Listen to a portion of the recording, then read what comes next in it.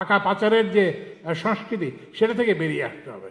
কারণ আপনার যদি দেশ যদি না থাকে আপনারা কোথায় থাকবেন? আপনারা যারা এইসব পাচার করছে তারা আজকে কোথায়? গ্যাসের একটা পার্থক্য হচ্ছে যে আপনি বিদ্যুতের সরবরাহ এক জায়গায় বন্ধ করে আরেক জায়গায় দিতে পারেন। আপনি একটা ফিডারকে বন্ধ করে দিলেন, আরেকটা ফিডার চালু করতে পারেন। গ্যাসে কিন্তু সেটা করা যায় না। First come first serve basis, যে আগে আসবেন সেটা। আরেকটা হচ্ছে বিপুল সংখ্যক অবৈধ সংযোগ দেওয়া হয়েছে, অসংখ্য অবৈধ সংযোগ দেওয়া হয়েছে শিল্পে, বাসা বাড়িতে, এবং এগুলো সমস্ত এই কাজগুলো অপকর্মগুলো করেছেন আমাদের রাজনীতিবিদরা। তো যাই হোক, এখন এই সংকট আমরা এই যে ঘাটতির মধ্যে আছে, আমি আর তথ্যের মধ্যে যাই না। আমরা কিন্তু সর্বাত্মক চেষ্টা করতেছি আমাদের দুইটা এই যে ঘাটতি মেটানোর জন্য। আমরা কয়েকটা চেষ্টা করি। একটা হচ্ছে যে আমরা স্থলভাগে এই যে কি বলে যে এক্সপ্লোরেশন, এটা বাড়িয়েছি বাপেক্সের জন্য আমরা নতুন রিগ কিনতেছি। কিন্তু এখন পর্যন্ত আমাদের অগ্রগতি সন্তোষজনক না।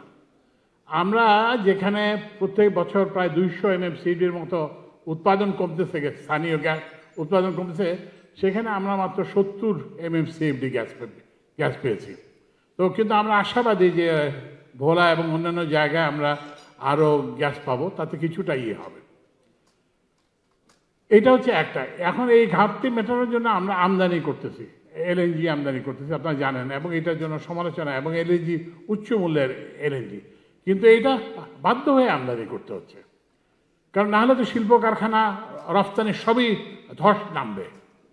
এবং আমরা গত বছর 84টা কার্গো ইম্পোর্ট করেছিলাম, এই বছর আমরা 108টা কার্গো ইম্পোর্ট করেছি।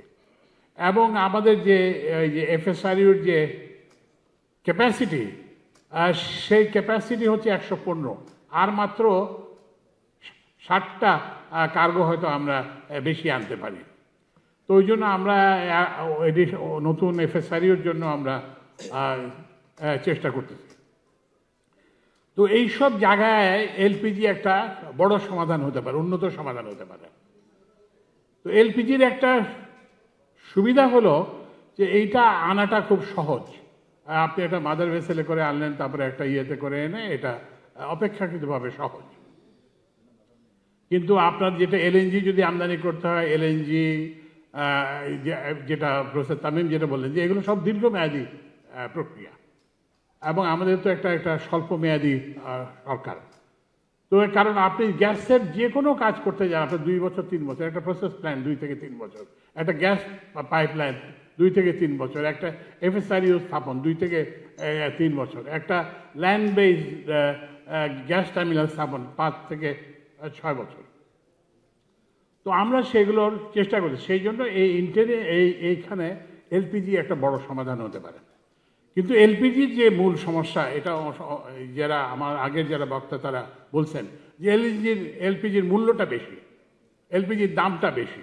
আপনারা জানেন যে LPG কিন্তু প্রাইভেট সেক্টরে, আমাদের শুধুমাত্র ওই বাংলাদেশ পেট্রোলিয়াম কর্পোরেশন কিছু তাদের তাদের গ্যাস ক্ষেত্র থেকে কিছু করে, সেখানে কিছু LPG হয়, বাট এটা লার্জলি প্রাইভেট সেক্টরের কাছে। কিন্তু আমরা এই খাতে প্রাইভেট সেক্টরের যে এফিসিয়েন্সি সেটা পাচ্ছি না। কারণ হচ্ছে যে দুইটা জিনিস। একটা জিনিস হচ্ছে যে এই যে LPGর এখন দাম মনে হয় 1200 কত টাকা করে পার সিলিন্ডার। এটা 1000 টাকার কমে নিচে আসা উচিত। এবং আরও যেটা সমস্যা, যেটা মরার উপরে খাড়ার গ্রাহকের জন্য, সেটা হচ্ছে যে এই যে 1200 টাকার LPG সিলিন্ডার বিক্রি হয় 1500 টাকায়।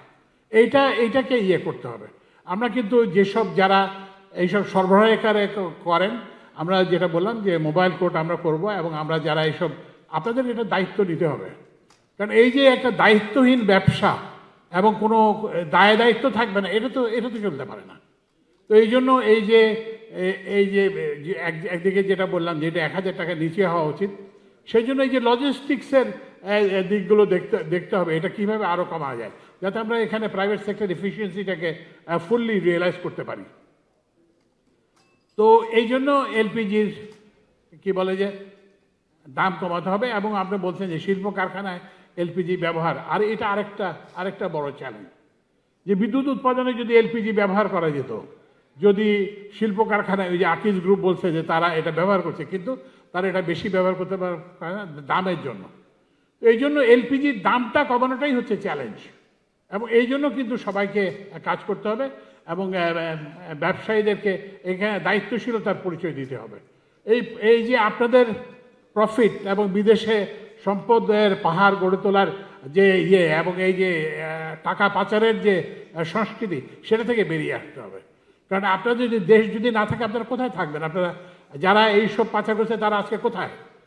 তো ওই জন্য আমি আশা করব যে এটা করবেন।